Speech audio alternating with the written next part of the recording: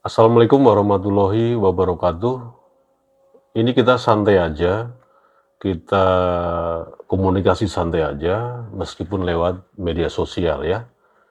Jangan terpancing emosi, jangan sampai berkomentar yang nanti akan dikritisi lagi oleh para sesepuh di PBNU.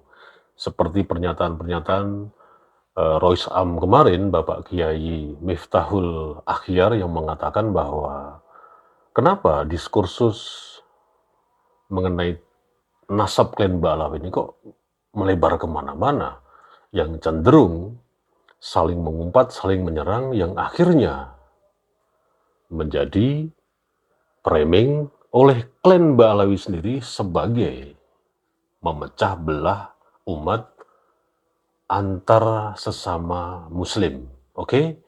Jadi kita jangan terpancing emosi dan jangan berkomentar yang seperti sudah dikritisi oleh para tokoh-tokoh sepuh di PBNU maupun di pesantren-pesantren yang ternama yang mengkritisi ya kita-kita nih yang golongan secuil yang terus menyuarakan tentang klan Ba'alawi.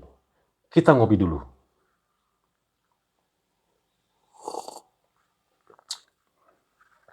Oke, setelah ngopi kita merokok dulu.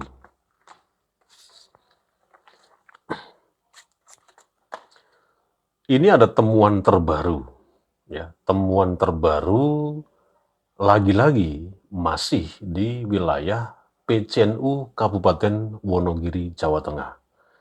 Dan temuan ini, ya kalau nanti saya bacakan, saya utarakan, mohon sekali lagi kita harus menahan emosi. Kenapa demikian? Karena ini sudah menyangkut seseorang tokoh nasionalis yang itu menjadi panutan para Nahdliyin, para alim ulama yang tergabung dalam Gus Durian. Kenapa ini bisa terjadi? Kita simak ulasannya. Malam ini saya mendapatkan WhatsApp dari Bapak Kiai Mubarok, Ketua PCN Wonogiri, terkait dengan temuan yang saya bicarakan di awal tadi mengenai solawatan Gus Dur berjudul Syair Tanpa Waton yang sudah dikubah sebagian syairnya, sebagian liriknya sesuai dengan kemauan oknum pribumi ini dan oknum Habib ini.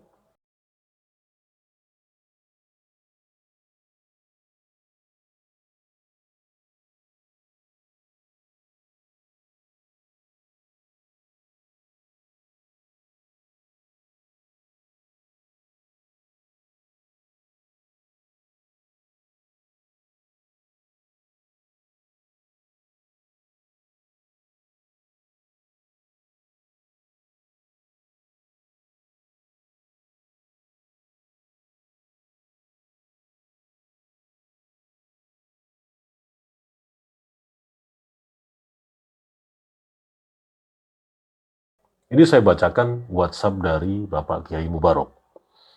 Saya ada info yang diterima tadi malam terkait syair suluk karya Gus Dur. Ada oknum yang merubah isi dan bacaannya.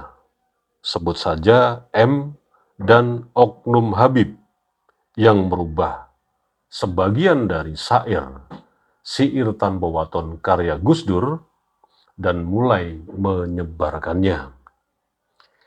Ada beberapa kosakata yang dirubah, kalau nggak salah pada syair atau kata-kata seneng ngapirke diganti dengan seneng nyalahke. Dan sebagian lagi saya sudah lupa.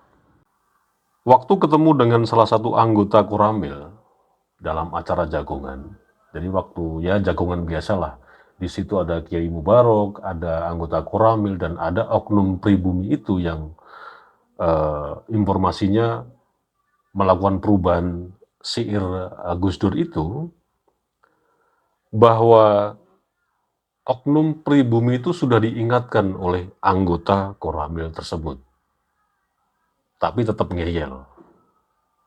Nah, akhirnya digertak oleh anggota Koramil tersebut, si oknum pribumi yang merubah kosakata syair tanpa waton karya Gus Dur itu, kamu akan saya tuntut secara hukum.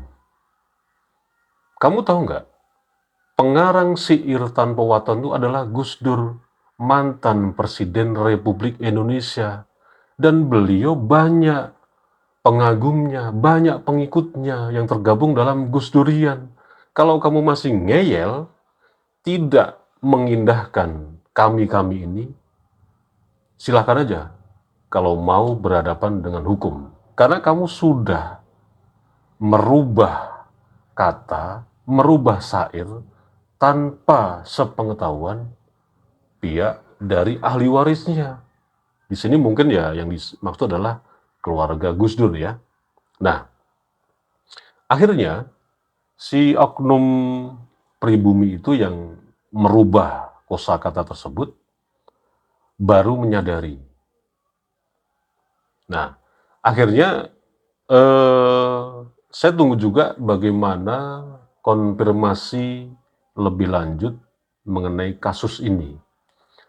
Nah, coba untuk terverifikasinya informasi yang saya sebut di awal tadi tentang perubahan kosakata sebagian syair yang dirubah seenak udelnya, oknum pribumi yang bekerja sama dengan oknum habaib, dan apalagi ini udah di-share di setiap pengajian-pengajian yang dilakukan oleh oknum habib tersebut, kita perbandingkan antara syair yang asli, ya, yang saya juga dapat dari media sosial, tapi saya lihat memang websitenya juga kredibel, artinya bisa dipercaya, dengan gubahan syair tanpa waton karya Gus Dur, syair tanpa waton karya Gus Dur, versi oknum pribumi dan oknum Habib di wilayah PCNU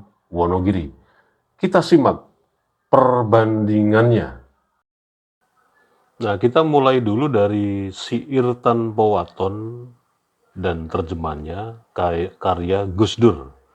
Ini karya orisinil ya, ini tanpa digubah-gubah, tanpa mengurangi atau tanpa mengganti syair maupun kosa katanya. Nah, kita perhatikan juga di lingkaran merah ini. Ini tidak akan saya bacakan semua ya. Nanti untuk linknya atau dari lirik syair tanpa waton dari Gus Dur ini bisa Anda lihat atau Anda unduh di deskripsi.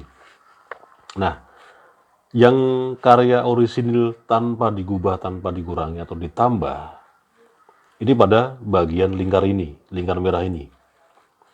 Akeh kang apal Al-Quran hadis, seneng ngafirke marang liyane, ngafirke dhewe ndak digatekke yen isih kotor ati akale, gampang kebujuk nafsu angkara ing pepaese gebyare donya, iri lan meri sugi tangga, mula atine peteng lan nista.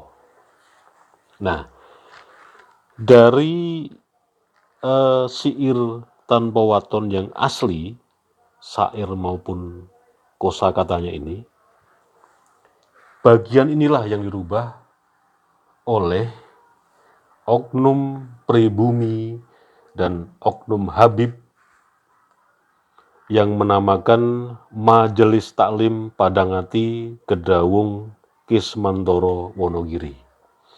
Temuan inilah yang dipermasalahkan oleh Ketua PCNU Bapak Kiai Haji Mubarok.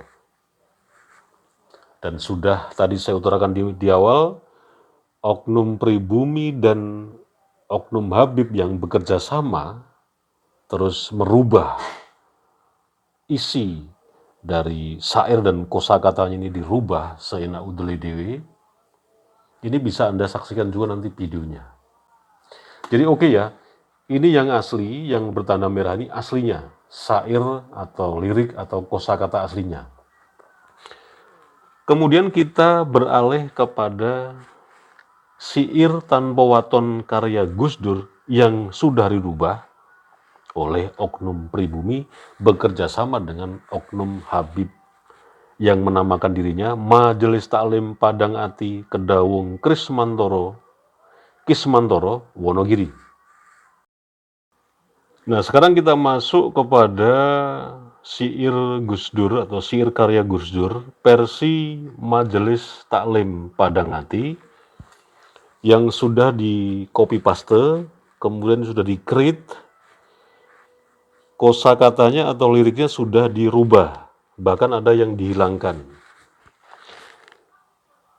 Kita perhatikan di lingkar oren ini, akeh kang apal Quran hadise, seneng nyalahke marang liyane. Kalau yang asli, yang di syair asli tanpa gubahan, tanpa create dan lain sebagainya, itu adalah akeh kang apal Quran hadise, seneng ngafirke marang liyane. Di sini seneng nyalahke marang liyane. Kemudian selanjutnya, salai dewi gak gatekke yen isih kotor ati akale. Nah, kalau yang di syair aslinya karya Gus Dur ini adalah kapire dewe ndak digatekke yen isih kotor ati akale. Nah, ini kan sudah konotasinya atau tafsirnya atau mananya pun akhirnya berbeda. Kemudian yang berikutnya, yang sudah melalui versi gubahan atau create dari Majelis Taklim Padang Ati ini adalah, kita lanjutkan, gampang kebujuk nafsu angkara ing pepaise gebyar donya. Yang asli adalah gampang kebujuk nafsu angkara ing pepaise gebyare donya. Ini mungkin sama ya. Yang gubahan berbunyi adalah iri lan meri suksese konco. Kalau dia aslinya iri lan meri sugiye tonggo. Nah, kembali kepada gubahan yang digubah oleh Majelis Taklim Padang Ati ini, mulo atine peteng lan nisto. Yang asli berbunyi mulo atine peteng lan nisto. Jadi sama ya. Jadi letak gubahannya, letak perubahannya, letak create-nya versi Majelis Taklim Padang Ati, syair tanpa waton karya Gus Dur ini adalah pada lirik seneng nyalahke marang liyane, yang aslinya adalah seneng ngapirke marang liyane. Kemudian yang kedua,